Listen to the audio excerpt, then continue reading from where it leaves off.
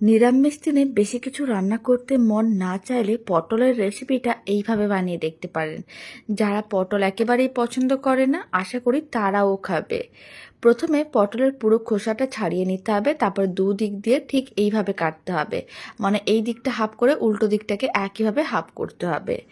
ভালো করে জল দিয়ে ধুয়ে পরিষ্কার করে রেখেছি। এখন কড়াইয়ের মধ্যে 2 চামচের মতন দিলাম সর্ষের তেল, অল্প করে একটু লবণ ছড়িয়ে দিলাম, আর অল্প করে একটু হলুদ গুঁড়ো দিয়ে দিলাম।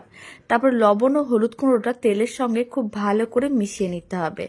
যখন খুব ভালো করে মেশানো হয়ে যাবে, ফ্লেমটা মিডিয়াম টু হাইতে রাখতে হবে, আর সমস্ত পটলগুলোকে কড়াইয়ের মধ্যে দিয়ে দিতে হবে। এবার পটলগুলোকে হালকা লাল করে ভেজে নিতে হবে। আর এই সময় মোটামুটি 3 থেকে 4 মিনিটের মধ্যেই পটলগুলো বেশ লাল লাল হয়ে ভাজা হয়ে যাবে। একেবারে লাল করে ভাজার দরকার নেই, ঠিক এইভাবে হালকা লাল করে ভেজে নিতে হবে, যাতে কাঁচা ভাবটা চলে যায়। যখনই পটলগুলো এরকমই হালকা লাল করে ভাজা হয়ে যাবে, তারপর ভেজে নেওয়া সমস্ত পটলগুলোকে কড়াই থেকে তুলে যে কোনো একটা পাত্রের মধ্যে রেখে দিতে হবে। আর বাকি যে তেলটা কড়াইয়ের মধ্যে আছে, তার মধ্যে হাফ চামচের মতন আদা বাটা, হাফ চামচ ধনে গুঁড়ো, হাফ চামচ জিরে গুঁড়ো, অল্প একটু দিলাম হলুদ গুঁড়ো, আর অল্প একটু দিতে হবে লঙ্কার গুঁড়ো, আর অল্প একটু জল দিয়ে সমস্ত মশলাগুলোকে ভালো করে মিশিয়ে মশলাটাকে ভালো করে কষিয়ে নিতে হবে, যতক্ষণ না জলটা শুকনো হয়ে মশলার থেকে তেল আলাদা হচ্ছে। যখনই মশলাটা ঠিক এরকমই ভাজা ভাজা হয়ে আসবে আর জলটা শুকনো হয়ে তেল আলাদা হয়ে যাবে, তার মানে বুঝে নিতে হবে মশলা ভালো করে কষানো হয়ে গেছে। এবার কষানো মশলার মধ্যে আমি দিয়ে দিচ্ছি বেশ কিছুটা পরিমাণ নারকেল কোড়া। নারকেল কোড়াটা খুব ভালো করে একসঙ্গে মানে মশলার সঙ্গে মিশিয়ে নিতে হবে, আর 2-3 মিনিট নাড়াচাড়া করে নিতে হবে, যাতে মশলার সঙ্গে একটু ভাজা ভাজা হয়ে যায়। তারপরে দিয়ে দিতে হবে বেশ কিছুটা পরিমাণ জল, আর দিয়ে দিতে হবে স্বাদ অনুযায়ী লবণ, আর স্বাদ অনুযায়ী চিনি।